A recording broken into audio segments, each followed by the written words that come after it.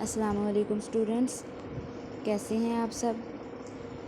آج میں آپ کے ساتھ ڈسکس کروں گی پاک اسٹڈی 301 کا لیکچر نمبر 3، علی گڑھ موومنٹ۔ جنگ جو 1857 میں ہوئی وہ مسلمانوں کے لیے ایک تباہی پر ختم ہوئی۔ انگریزوں کا خیال تھا کہ مسلمان سن 1857 کی جنگ کے ذمہ دار ہیں اور اس لیے انہیں بے رحمانہ سزا اور بے رحمانہ انتقام کا نشانہ بنایا گیا۔ انگریزوں نے ہمیشہ ہی مسلمانوں کو اپنا دشمن سمجھا تھا کیونکہ انہوں نے انہی اقتدار سے دخل کر دیا تھا۔ 1857 کی جنگ کے ساتھ ہی یہ احساس شدت اختیار کیا گیا اور مسلمانوں کو ہمیشہ کے لیے برباد اور دبانے کی ہر کوشش کی گئی۔ اس طرح مغل حکمرانی کا خاتمہ ہوا اور برصغیر براہ راست برطانوی تاج کے نیچے چلا گیا۔ نیکسٹ ہے سر سید احمد خان نے جدید تعلیم کو راستہ بنایا ترقی کرنے کے لیے۔ مسلم حکمرانی کے بعد نئے حکمرانوں انگریزوں نے سخت تبدیلیوں کے ساتھ ایک نئی تعلیمی پالیسی نافذ کی۔ اس پالیسی نے اسکولوں میں عربی، فارسی اور دینی تعلیم پر پابندی عائد کر دی تھی اور انگریزی کو تعلیم کا واحد ذریعہ بنانے کے ساتھ ساتھ 1835 میں سرکاری زبان بھی بنا دیا تھا۔ جدید اور مغربی ہر چیز کا غلط رویہ اور نئے مواقع کے تحت کھلنے والے مواقع کو بروکار لانے کے لیے امتیازی سلوک مسلمانوں میں حکومت تشکیل دی گئی تھی۔ اگر یہ رجحان طویل عرصے تک جاری رہتا تو مسلمان کمیونٹی کے لیے تباہ کن ثابت ہوتا۔ ایسے ہی اسی طرح مایوسی تھی اور مایوسی کے دن تھے جب سر سید نے انہیں بچانے کے لیے مسلم ہندوستان کے افق پر حاضر ہوئے۔ سر سید کو یہ یقین تھا کہ ہندوستانی مسلمانوں کی تخلیق نو نے یہ تصور ہی نہیں کیا تھا کہ بنی نوع انسان اپنے وجود کے ایک بہت ہی اہم مرحلے میں داخل ہو چکا ہے، یعنی سائنس اور سیکھنے کا دور، جو انگریزوں کے لیے ترقی اور خوشحالی کا باعث تھا۔ لہٰذا جدید تعلیم ہندوستانی مسلمانوں کی تخلیق نو کے لیے ان کی تحریک کا محور بن گئی، جس نے ان کی زندگیوں میں ایک مکمل رخ اختیار کیا۔ اس نے تبدیلی کی کوشش کی اور قرون وسطی کے نقطہ نظر سے لے کر ایک جدید ذہن تک کے مسلمانوں کے ذہنوں میں حالی اور شبلی بھی علی گڑھ موومنٹ سے وابستہ تھے۔ سر سید کا جو سب سے پہلا اور سب سے اولین مقصد مغربی ثقافتی اقتدار پر چلنے والے مسلمانوں کو جدید بنانا تھا جو دونوں برادریوں کے لیے دوستانہ ماحول پیدا کر سکے۔ انہوں نے اپنی برادری کو مغربی فلسفہ اور انگریزی ادب سیکھنے کے لیے حوصلہ افزائی کی تاکہ حکمران لوگوں کا ساتھ دیا جا سکے۔ لہٰذا اس خواہش کو پورا کرنے کے لیے اس نے علی گڑھ تحریک شروع کی۔ اس کے پیش نظر دو فوری مقاصد تھے۔ پہلا تو یہ تھا کہ مسلمان اور برطانوی حکومت کے مابین کشیدگی کی حالت کو دور کرنا، اور دوسرا یہ تھا کہ نئی حکومت کے تحت ملازمتیں جو تھیں اور دیگر سہولیات حاصل کرنے کے لیے ان کا بھی ساتھ ہونا۔ اس کے نزدیک مسلمانوں کے خوشحالی کا یہی واحد راستہ تھا۔ سر سید کے نظریات کا خلاصہ اب یہ ہو سکتا ہے کہ برطانوی حکومت اور مسلمانوں کے مابین باہمی مفاہمت کی فضا پیدا کرنا، اور دوسرا یہ کہ مسلمانوں کو مغربی تعلیم سیکھنے کی ترغیب دینا۔ احتجاجی سیاست سے پرہیز کرنے کے لیے مسلمانوں کو قائل کرنے کے لیے خوش قسمتی سے سید احمد خان متعدد مخلص دوستوں کو راغب کرنے میں کامیاب رہے، جنہوں نے اپنے خیالات شیئر کیے اور ان کی مدد کی۔ ان میں نواب محسن الملک، نواب وقار الملک، حالی شبلی، نذیر احمد اور چراغ علی، محمد حیات اور ذکاء اللہ جیسی مشہور شخصیات تھیں۔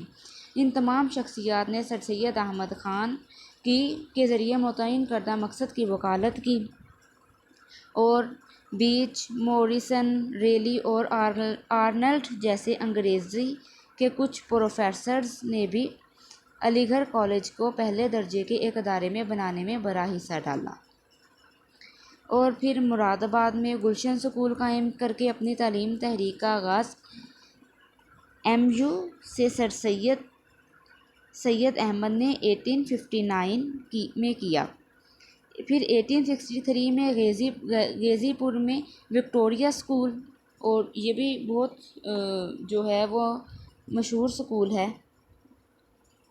انگریزی کے ترجمے کے لیے سائنسی سوسائٹی مادری زبان اردو میں کام کرتی ہے۔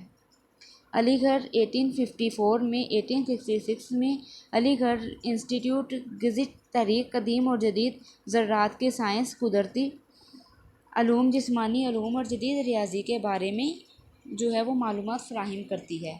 پھر کمیٹی مسلمانوں کی تعلیمی ترقی کے لیے بھی جدوجہد کر رہی ہے۔ Mohammedan Anglo oriental school MAO علی گڑھ میں 1875 میں انگلش سرکاری اسکولوں کی طرز پر، اور بعد میں 1920 میں 1877 میں کالج کی سطح اور یونیورسٹی کو اٹھایا۔ محمڈن ایجوکیشنل کانفرنس 1886 جو ہر سال مسلمانوں کے تعلیمی مسائل کا جائزہ لینے اور جدید تعلیم حاصل کرنے اور ریاست سے کنارہ کشی کرنے کے لیے راضی کرنے کے لیے ملی تھی، بعد میں یہ ہندوستانی مسلمانوں کا ایک سیاسی خطاب اور آل انڈیا مسلمان کا پیش خیمہ بن گیا۔ پھر اس کے بعد مسلمانوں کے تعلیمی ترقی میں ان کے نمایاں کردار کے علاوہ سر سید احمد کی جو تصانیف تھیں انہوں نے بھی اہم کردار ادا کیا۔ ان آئیڈیوں کو مقبول بنانا جن کے لیے علی گڑھ قائم تھا، ان کا رسالہ اسباب بغاوت ہند جو 1858 میں اور دیگر تحریریں بطور ہندوستان کے وفادار محمدی تبیین الکلام اور خطبۃ احمدیہ نے اسلامی تعلیمات کے بارے میں پائی جانے والی جو غلط فہمیوں کو جڑ سے اکھاڑ پھینکا اور برطانوی حکومت اور ہندوستانی مسلمانوں کے مابین جو تھے وہ خوشگوار تعلقات پیدا کرنے میں مدد کی، اور اسلام اور عیسائیت کے بارے میں پائی جانے والی جو غلط فہمیاں تھیں ان کو دور کرنے میں بھی مدد کی۔ یہ وہ پلیٹ فارم تھا جہاں سے سر سید احمد خان نے مسلمانوں کو ہندو اکثریتی سیاسی جماعت انڈین نیشنل کانگریس میں شامل ہونے کی سختی سے منع کیا تھا۔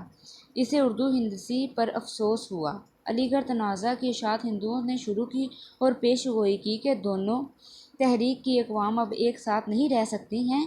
انہوں نے مسلمانوں کے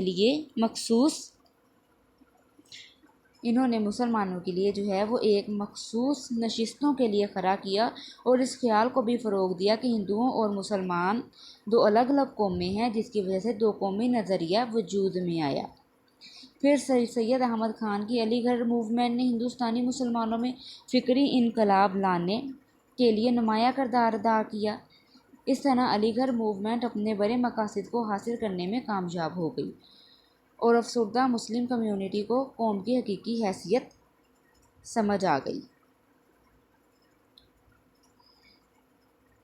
ٹھیک ہے اسٹوڈنٹس، اب آپ کا یہ کویسچن بھی آ سکتا ہے کہ سر سید احمد خان نے جدید تعلیم کو جو راستہ بنایا ترقی کرنے کے لیے کس طرح بنایا، کیا طریقہ تھا وہ بیان کریں۔